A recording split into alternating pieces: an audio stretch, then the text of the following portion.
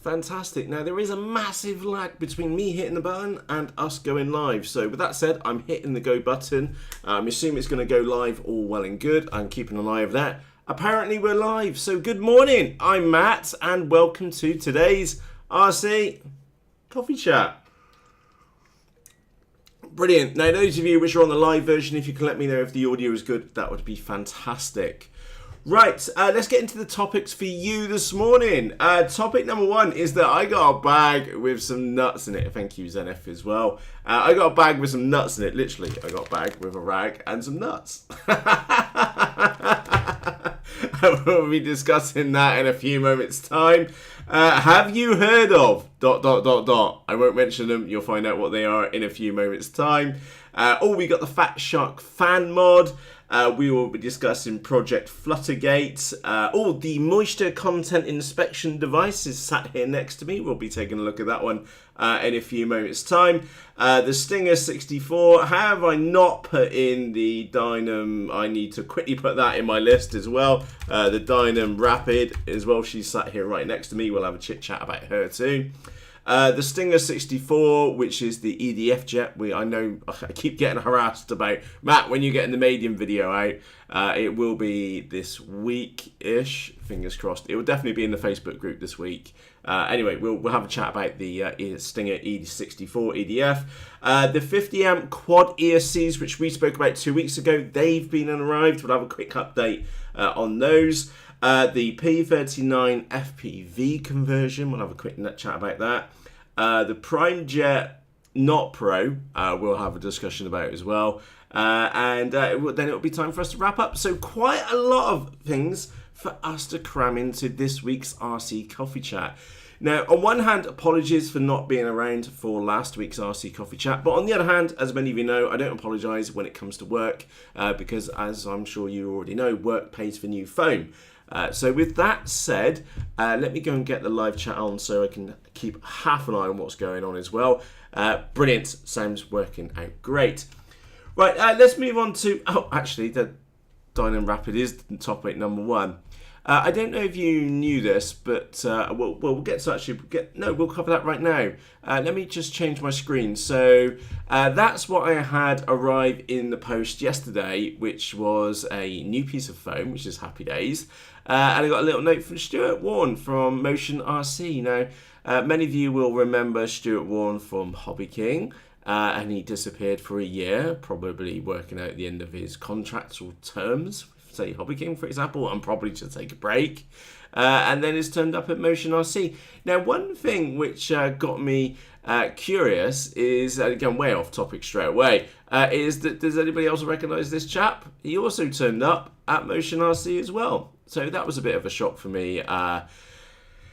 Well, I didn't expect it. So, yeah, James has turned up at Motion RC as well. Anyway, I've been trawling through their site and picking out a couple of models which have taken my personal interest. One of them was the Stinger 64, which was an EDF. We'll chat about that one a little bit later. The other one was this little schizo thing.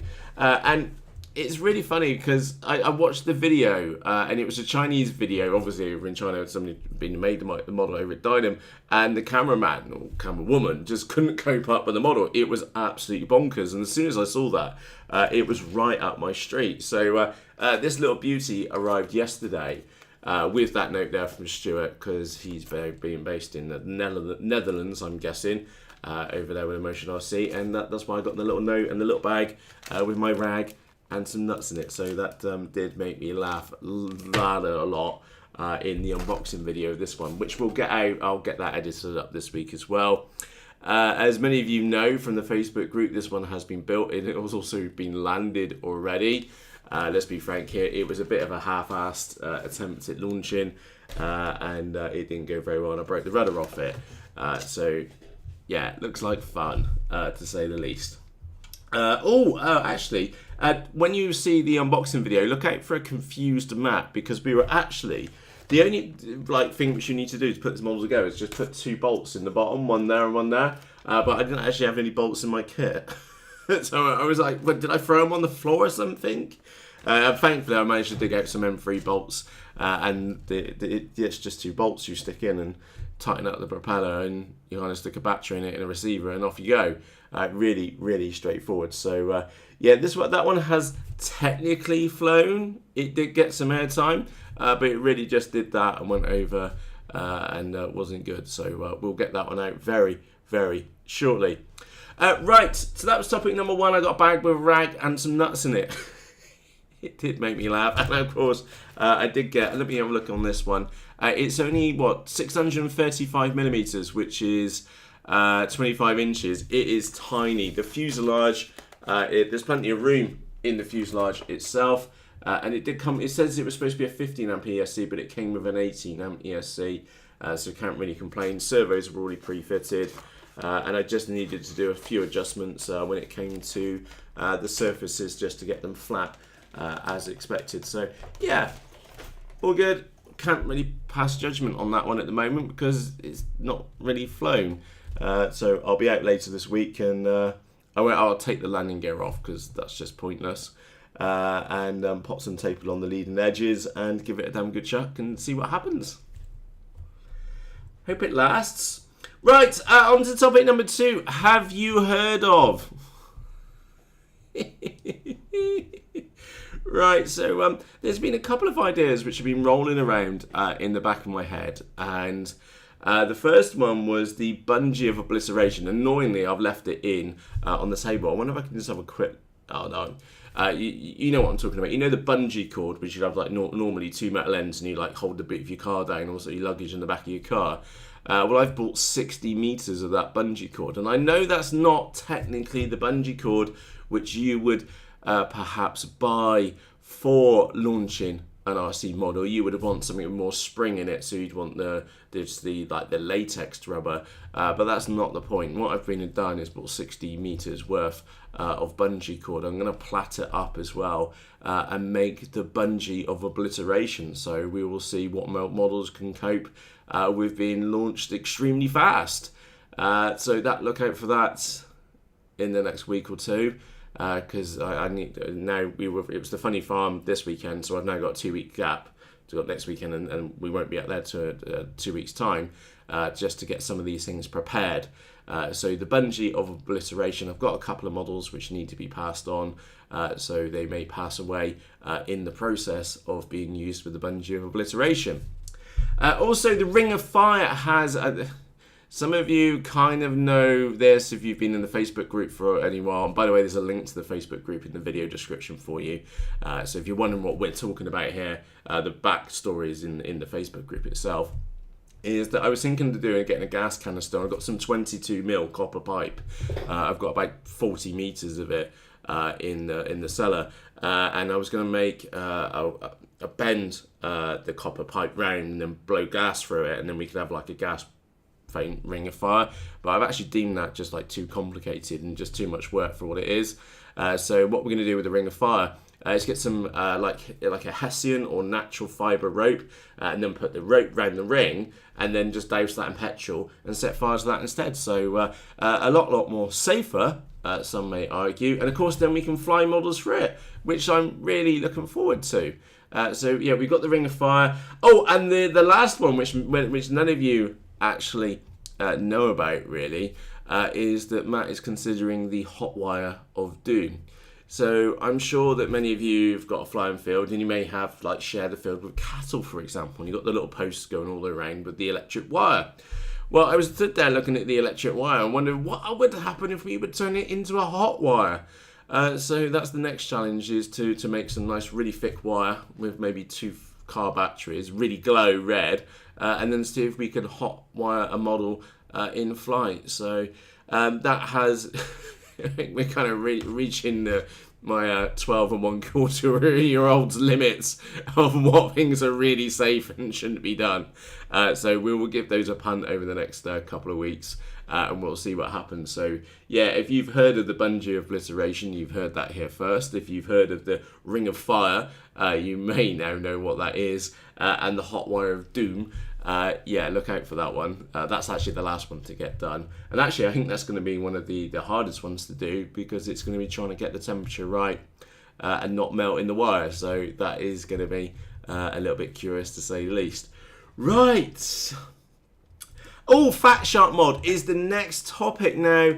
I'll put a link to this up on your screen. There's a link to this episode, not only in the cards in the top right-hand corner, but also down in the video description. Is the one thing which has really been pissing me off about my Fat Sharks is that I've been buying, and I've only ever bought the official Fat Shark 2S battery packs, with the exception of this one, which is the ones which takes the 18650 batteries. And I've only had this a short period of time, only a couple of months, and the balance lead wires have broken again. And it's really annoying because the fan on the top of the goggles is powered by the balance lead. And that's the thing, that's the mod which I've been and done. Let me move this up to the full screen so you can see what I'm talking about. Put my hand over my face and you'll see these wires just down here. And that's the mod which I've been and made, is so that now when I plug in my battery pack into my goggles, is that the fan will now always work and I don't have to poke in the balance lead, which is frankly an afterthought on Fat Shark's part. And it just works every single time because I've struggled and it's ruined a couple of really good flights. And again, if you're flying something at over 100 miles an hour in a straight line and doing silly stuff between trees, you need to be seeing where you're going. And I went and saw a chap called Richard last night. He wanted some lamb, and I popped down to his, and we were chatting about goggles and stuff like that. And Fat Shark's one of those oddities, which is that I really like my Fat Sharks, but how on earth can I stand in front of you or sit in front of you as a reviewer and say that they're really good when I know in the back of my head that they're just stupidly overpriced? And from a design point of view, there's not anything really new which has come out at all from Fat Shark, and they've not really bothered updating their designs at all to fix stupid issues, which is just it's just an afterthought. The faceplate and could have been done so much better. So yeah, Fat Shark's really good and not very good on the other hand. Very, very awkward product for anybody to do a constructive review on those because it's just two different ends of the spectrum. Now, apologies, I've not really paid much attention to your chat so far this morning. So I'll tell you what, let's go and move across to Shout Out Corner. Now, I don't sit here and with my finger up the nose and chat about, no. So we won't go there on that one. So a very good morning to you. So this is where I get to say good morning to you over a quick cup of coffee, and it's only a recent thing which I've put this camera in on this view, because normally this is why I pause for a moment and take a sip of coffee. So good morning to Lauren, good morning to Brian and Eric as well, good morning Scott too, Zenith, good morning too, scrolling down, Brad, good morning, Zippler, good morning. Who have I missed? Sean, good morning. By the way, if I do miss your name in this list, I do apologise. It's not on purpose. I've just been and missed it as I've been scrolling down. Good morning, Realms. Good morning, Elijah. Good morning, Roddy. ZB, good morning. Jeff, good morning too. Scrolling on down. Who have I missed? I'm bound to have missed someone. Gordon, almost missed you as well. And Vince, good morning too. And Marty, good morning. Let's have a quick look. Oh, Marty, that's a really good point. I don't know if you've seen this. There's been people out there putting mods and putting a power button on the side. Yeah, I didn't really think that was a very good idea. I prefer just to plug it in. That's not hard. That for me is not an issue, having a power button on the side or not having a power button on the side. The issue for me was that the fan was not working and really interfering with my FPV in. So that's the mod which I've been and done on mine. I know you could have easily put a switch on the side, but really not for me. I just needed the fan to work as described and not to rely on such a terrible balance lead on the side. Good morning, Tom, by the way. Good morning, Brian. Thumbs FPV and thanks, Red. Good morning from Holland. Good morning from Bristodia here in the United Kingdom of sunniness here today. Right, moving quickly on, the next topic for discussion is Project Fluttergate. Now, those of you which don't know about Project Fluttergate, you may or may not know about my little project which is just here. Again, Richard was asking about it yesterday. I will be making this $7.99 chuck glider do over 100 miles an hour. That's the bare minimum which I'm personally aiming for. Now, this one has not progressed. I was short on time on the weekend. Again, it was a flying weekend, fantastic weather here. And the bit which is holding back this build is that I put the elevator on, but the Blendum tape is not really doing a real strong... Let me put this right. It'll probably be fine, but for a model which is doing 100 miles an hour over my head, I'm not happy with the adhesion. So I would need to laminate those pieces of wood on the back. And of course, it's been on the missus's desk to get laminated for a week or two now, and it's not really progressed. But it's not been forgotten. It's still very much there. And we'll get that one out at the Funny Farm in 2 weeks' time, because we need the speed camera just to prove that it really does do 100 miles an hour plus. So I'm looking forward to that one. Oh, next one, moisture content inspection device. Now, I'm sure some of you heard about this before. Let me just go and get this up on the desk. And actually, this is, I'm going to join two of these together. Many of you know the yellow P39 Cobra model, which I've had here. Is that that one has actually been a bit of a surprise to me. The landing gear, as many of you know, was just made of complete Chinese cheese and broke apart on the first launch, let alone the first landing. And anyway, I did snap it in half. I was flying across the flight line, going across, and I wasn't very high off the ground. And there was a knife edge in it, and getting it up and up, and then it came up, and I thought I was going to hold it in the propane, and no. She kind of snapped over and then literally just snapped the nose off, which is kind of inevitable because there just wasn't enough foam there. So I've been and restored her because I actually really liked the way which she flew and got down the flight line. It was extremely fast. And again, it comes with a 7x8 quad propeller and a 70 amp ESC. So it was always going to be a fast model. And anyway, I put an 11x7 propeller on it, and on last Friday I had 3 flights with her out of 1 battery pack because it was so underpropped, if that makes sense. We were probably only cruising on like 3 or 4 amps tops. And yeah, I had 3 really good flights with her. And anyway, it got me thinking. I'm not really into scale aircraft, but I did get to thinking that, it'd be really cool if I made, where we've got the canopy on the top, is that if I put a pan and tilt on there to make her FPV, because the irony is there is a lot of room in the fuselage, to say the least. So that's what I've been doing. I've got a nice little bit of moulded piece of plywood, and then we got the base here.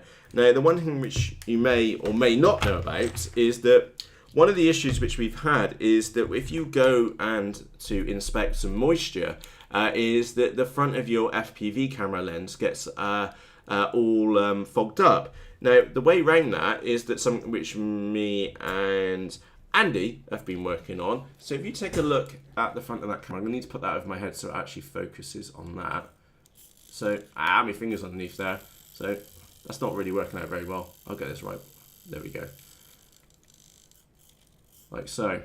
So that's what we've been working on. A little visor to go on the front of the FPV camera. So when you go through some moisture, is that you shield your camera itself. So we've added a third servo to the mix, and that will then enable us to punch through water, or moisture in the sky, should we say, and then actually be able to see what we're doing once we get past it or get through it. Or on the way back down as well. So it makes like foggy mornings almost bearable. So we will get the STL files out for this one shortly, but just be aware it's still very much a work in progress, as you can probably tell by the screws and glue and stuff like that on mine.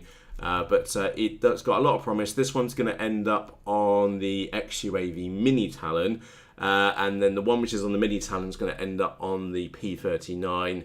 And the other one, which I've got already printed up, is going to end up on the XUAV Clouds as well. So pan tilt and a little rain cover as well.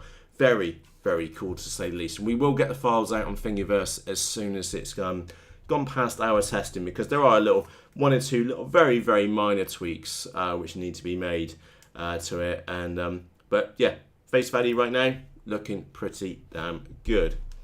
Let's have a quick look. Les says, can you put a link to your coffee mug? Les, I will do after this live chats afterwards. As many of you know that I'm using the Camelback coffee mug.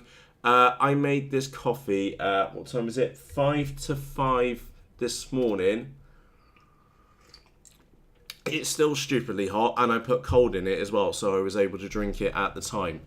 So if any of you didn't know, we had a chat about this in the last RC Coffee Chat. I'll put a link to this in the video description after we've finished going live. They're not cheap. They're 25 quid. But in my humble opinion, they are worth, that's one, it's not like a fat shark when I'm saying that's 300 freaking quid. And then you've got to go and buy a diversity board and antennas and maybe a separate battery pack. No, that's 25 quid and it works brilliant. I can literally have a cup of coffee in the morning in that mug. And it's cut my personal caffeine consumption down to about 1/5. And anyway, if you want to find out more about that mug, go and see the comments about jugs in the last RC Coffee Chat, which have been 205. Right, moving on. So that was the moisture content inspection device. Cool. 3D printed, very inexpensive. You do need a few periphery parts to get it going, but I'm sure you've probably got them already in your arsenal. And if not, the only thing you might not have is the M3 bolts, which you can readily get off eBay, for example. Right, let's move on to the next topic, which is the Stinger 64. And I know that some of you have been really chasing me to get the made out for this, and this is why I wanted to include it in today's RC Coffee Chat. So I'm sure many of you saw the unboxing video of the Stinger 64. The one thing which really did surprise me and everybody else who I spoke to about this model who saw the unboxing was its size. It is actually much smaller than what I was expecting, and I think what everybody else was expecting, to be honest. It's only a 70 centimeter wingspan, but there are a few little minor niggles about it. I think, what did I write on here? The wires were not long enough for the servos. There was no mention of the movements in the instructions, and the one thing which was I classed as quite a big flaw, it was on the control horns that they put the servo, the clevis, in the middle hole, when really a model like this with such a short wingspan is extremely sensitive in the roll axis. So after a bit of a wild maiden, we got it down and we moved it round and trimmed it back out again, and we got flying very, very peachy. That aside, and there only are very minor niggles, I was and I am genuinely impressed. This is a EDF which doesn't suck. Now that is a bit of a pun, but it doesn't suck. As in, I've had EDFs before and they've been really underpowered or extremely short on flight time. So I'm thinking of the little 60, I had a little blue, like a turquoise and black one. It was just so underpowered, it wasn't really much fun at all. And then the fighter jet one, which I had, did fly very, very well, but the flight time on it was just awful. 2 minutes and you'd have to land because you would have absolutely mullered your battery. Whereas this one is that you're talking 5 minutes worth of flight time, mixed flying of course, not full out knacker all the time. About 5 minutes worth of mixed flying. It doesn't absolutely rape the batteries, and you probably won't see, oh, you might do. Can you see that the EDF unit in there? That's a 12 blade fan. It is extremely quiet. Unbelievably quiet for the EDF. I was like a little bit worried, and it kind of makes sense now with the comments which I got from a couple of other people which I asked about them. And he said, no, they're really quiet. You'll get away with them at a normal flying club, and you absolutely will. They are. It is compared to other EDFs, really quiet. Now I did go on and elect to laminate my wings, and I've done a half lamination job on here, which you can't see, which is great. Maybe if I tweak it, you'll be able to see it, like just here. I've only half laminated up to the grey line just because of where we land and where we fly, because we do fly in some mucky fields which do have cowpat and some poo spread on it and things like that. Not very nice places at all, and also very rough places to land in too. And laminating it was just an absolute no-brainer. Obviously, if you take off from a golf course or a cricket pitch, then you probably wouldn't need to laminate your Stinger 64. But we fly from a field full of poo, so it's absolutely required that we toughen up our models to be able to survive that kind of a landing abuse and the odd treat from time to time. Let's have a quick look. Right, sorry, I can just keep an eye on the chat there on the side as well. Right, what else was in our list? The 50 amp, so 2 weeks ago, one RC Coffee Chat ago, we spoke about the 50 amp ESCs, the quad ESCs, which were like $20, like stupidly cheap. They have been and arrived here, and I will get them in a model and I will test them out this week as well. So look out for an update on the 50 amp quad ESCs because they were stupid cheap, and I'll give one a really, really good hot supper and see if it dies or not. Hey, we'll find out. Going slightly off topic, we did have an episode, and I'm just here looking on the tabs, which you may or may not have seen, is that I've done a part 3 for Bristol bad drivers. Now, I think the general consensus is quite universal, is that driving is pretty bad everywhere here in the UK. But this is my little humorous part for the Bristol and where I live. And every time I go out, there's always one act of stupidity, to say the least. Unfortunately, yesterday when I was out driving, mine was my act of stupidity. I went up, met a national speed limit, rammed my foot to the floor, got round a bend, and then met the back end of a traffic jam, which I can tell you was fun. It's the hardest I've ever hit the brakes in the car so far, and it was all good. So I'll include that screw up in there because I thought it was kind of funny. But there's a serious point to that, so we'll do that. And also part 4 is already being worked upon, and I'm taking a different route because I do feel that the Bristol drivers are really quite bad series has got maybe a little bit negative because there is some real stupidity going on in there. And instead for part 4, we will be taking a look at a professional driver. And we'll take a slightly different route with that one, to say the least. And there's a link to that episode down in the video description. Oh, one thing which I've missed out of my list, and it's there. The Revenge Wing. I have now been and finished the full review on the flyingwings.co.uk Revenge Wing. That one has taken me a month to do, and I do apologise. Oh, no, I don't apologise for it taking me a month to get the review done. It's because it's been full of highs and lows. Now, some of you will remember is that went from the maiden video when I lobbed it, it was extremely pitch sensitive and it was going up and down. It was a bucking Brunto. No fun at all. And it was extremely sensitive in the pitch axis, and it needed some tweaking. And it's now, the model is now at a point where I'm really kind of happy with it. I've got the full review done, and I've got some flight footage, and I've been included all the bits which I needed to include to make a full review on it. It is 28 minutes long. And I've done my best to compress everything which you would need to know about that model into a single episode. And also, you'll see on the screen, include some flight footage in there as well. Really enjoyable model. And keep in the back of your mind, 40 quid. 40 quid. So I think my basic summary was that it flies fast. It's stupidly robust. It definitely needed tweaking. Definitely needed tweaking, and I go through those tweaks. That's why that episode is longer than normal. And then everything else, the answer is it's 40 quid.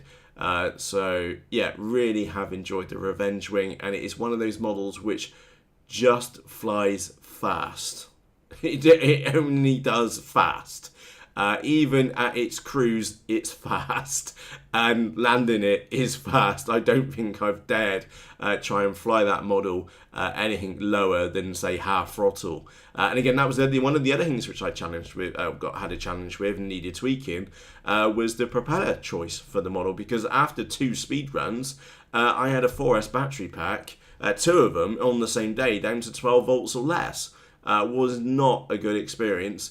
and the model just needed some tweaking. But we are now at a stage where I'm very happy about that one, and the full review for the Revenge Sportwing, that one should go out this evening. Yeah, looking forward to that one. The last topic for this morning is RC Coffee Chat, and let me just look at your chat as well. Right. I haven't seen that one, Sean. I will take a look. So you're seeing Sean's comment, which is above my head, and if I move back to the full screen, you'll see the live chat on that side of your screen. Is that the reason why I picked up the 50 amp or 52 amp version is because it was only $20. So that's just silly money, because that's like 1/5 of the cost of maybe a premium brand one, or less than half the cost at least of another normal cheaper brand of VSC. Very, very curious, but we will see whether it's worth the money or not for the 50 amp ESC, and I'll stick it in a model which is definitely pulling more than 50 amps, and we'll see what happens to it. And the last one is actually a little bit of an apology, because I posted this and didn't give you any warning in the Facebook group for it. As many of you know, I've had one of these Hobby King Prime Jet Pros. It's not Pro. Glue and Go foam board kit here. Now, the thing is that I've been getting the missus to build that for me, and she has kind of enjoyed the process, I think. But last night I got home, and she doesn't swear very often, and she was quite annoyed because she'd been and followed the instructions to the letter in the manual, and then you get to this stage where you can't actually put the kit together because they've not accounted that you really should have maybe built the fuselage on top of the wings, not built them separately, and then can't physically get them together. So kind of highlights that whoever made that instruction manual didn't actually put the model together themselves, yeah, she was quite pissed off last night. Talking about being pissed off, let's not tell her, because I've not mentioned that we need to actually get a motor on the back end of this thing, and the servos aren't in yet either, so shh, don't tell her that one.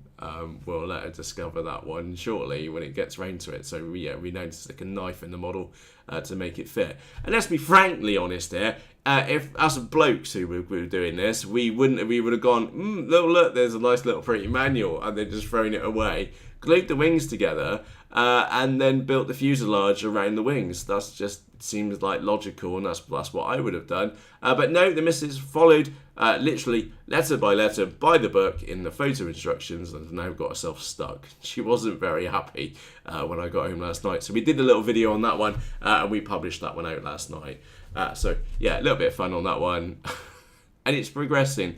On the bright side, I have heard very good things about the kits. If you don't overpower them and you keep them sensible, they do fly surprisingly very well, which is what I'm personally looking forward to. Right, that is it for today's RC Coffee Chat. I'm actually very amazed that I've been able to fit all of that into 32 minutes this morning. So yeah, happy days. Let's have a quick look on there. Brian says, Matt, have you thought of sloping the Revenge wing? Brian, that's actually a very good question, because the reality is no, I've not. And that's just purely down to the amount of weight in the model, because if you see the Revenge wing, which I think I've got just there, normally what I've got on the nose is a Runcam FPV camera, a Runcam 2 HD camera, a big chunk of lead rammed up in its nose, and also a 2200 milliampere 4S battery pack. And of course I got a great big lump of copper on the back end of the model as well, so I'm sure it would slope fine. I'm just never likely to use that as a slope soaring model. Plank wings I've seen on the slope do fly fantastically well. Just bringing back memories of Andrew Horseman smashing a couple of my models out of the sky with his plank, which was a Pluto wing.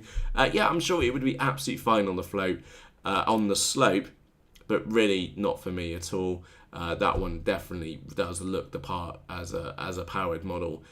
But yeah, if you want to use it as a slope saw, I'm sure it would be fine.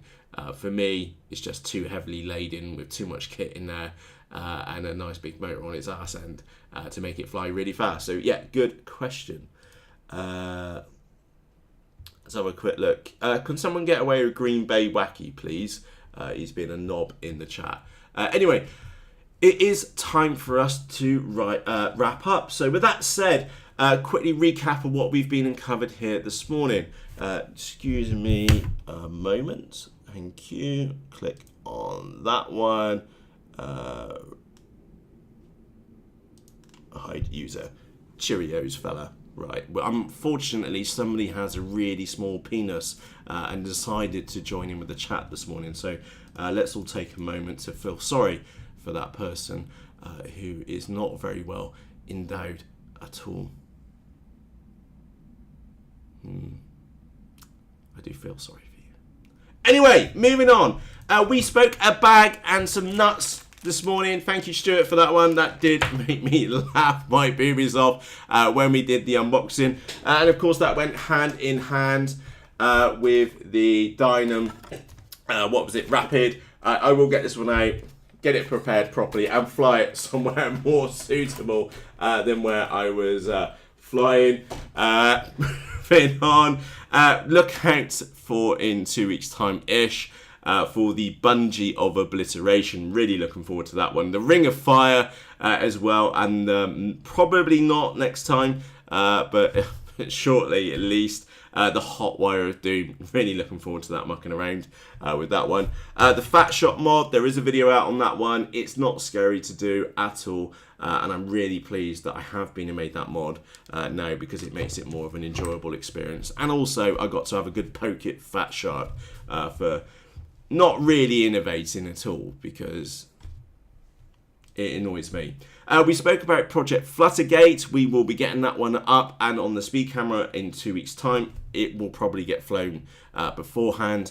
It just needs a little bit of laminating to get that one ready. We spoke about the moisture content inspection device. Really looking forward to that one being on the front of my mini Talon with the little visor on the front. We will get the STL files out for you once it's gone through our testing. And if you'd like the original pan and tilt, that is on Thingiverse. If you look at pan and tilt for FPV, that already these files, and most of the files are already on Thingiverse for you to download and print for free, which is happy days. We spoke about the Stinger 64. I will get the maiden video out at least in the Facebook group by the end of this week. And of course, if you're not in the Facebook group, there's a link to that in the video description. Of course, that is the place where all the cool pilots like me and you go after the RC coffee chats for a good chit chat afterwards. But in short, I really like my Stinger. That is definitely one model which is going to be hanging around for a long period of time, I hope. It has kind of renewed my faith in EDFs, because normally they are just battery sucking, amp whoring, noisy models, and that model is none of that at all. I'm genuinely impressed. I think the 12 blade fan does make the difference in the noise. It is very, very smooth, to say the least. We spoke about the 50 amp quad ESCs. I will give one of them. I've got two. One of them I will give the hottest suppers going and see if it catches fire or not, as the case may be. We also spoke about the Bristol Bad Drivers. Yeah, part 3 is now available on YouTube. There's a link to that in the video description below. Just hit show more, and all the details of everything which we've been and covered is down there. And look out for part 4. Part 4 is being edited at the moment. We're just waiting for a few more special people to appear and to be featured in there. But we will be taking a very positive tone in part 4 and focusing upon a very, very impressive driver, for which is genuinely impressive. And we will be talking about the professional drivers, people who drive for a living, because there are different qualities of driving. This bloke is absolutely exceptional, to say the least. We spoke about the P39. We are going to be going for an FPV conversion on that one. Don't panic, Matt is not going all scale on you. I just like the model, the way it flies. The Fock Wolf, not really my cup of tea. That one needs to find a home very, very quickly. Otherwise, it might meet its maker. The Prime Jet Pro as well. I felt really sorry for the missus. She literally did follow those instructions step by step, and it kind of screwed up. What can you do? She followed the instructions. Poor girl. So we got to go and take a knife to it today to make it fit. Whereas, let's be honest, us blokes would have just gone, stick the wings together and then built the fuselage around the top and off we toodles. But hey, it's not what the instructions say, is it? Anyway, it's time for me to go. I would like to say a massive thank you to you for taking the time to join me for a chit chat here about RC over a cuppa. If this is your first time here joining us for an RC coffee chat, we do normally hold these every single Wednesday at 6 a.m. GMT. Obviously, that time zone changes depending upon your time zone. If you've enjoyed today's RC coffee chat, do me a favor, hit the thumbs up. If you have any questions or comments about anything which you've been and seen here today, you can either ask or leave a comment underneath this video, or you can nip across to the FaceBalls group, and there's a linky to the FaceBalls group down in the doobly-doo underneath this video. So on that note, from myself, Matt, thank you very much for taking the time to join us, and I'll see you again shortly. Cheerios!